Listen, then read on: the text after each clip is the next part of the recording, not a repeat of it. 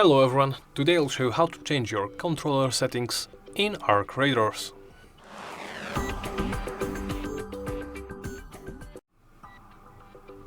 Let's begin by opening the options menu. Do so by pressing the gear icon in the bottom right corner or the back button right here.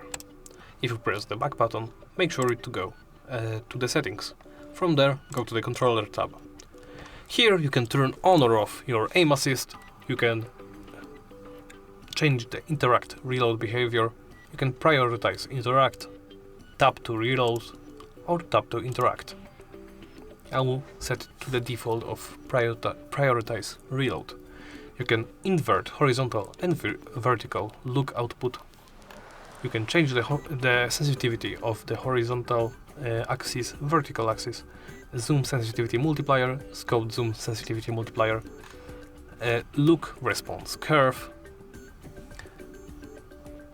This will, if you set it from linear sinusoidal to exponential, it will change the behavior of the,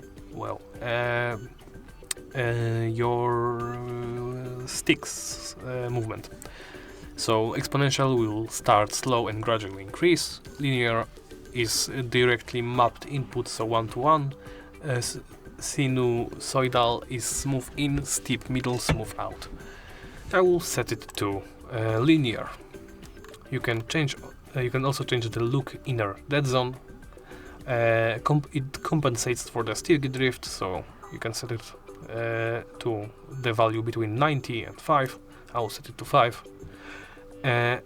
Movement inner dead zone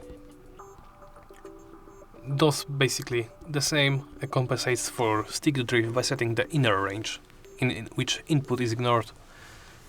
So outer, inner, horizontal look boost, vertical look boost, ramp up time. So how much time it takes between to accelerate the inputs, zoom horizontal look boost, zoom vertical look boost, and zoom look boost ramp up time.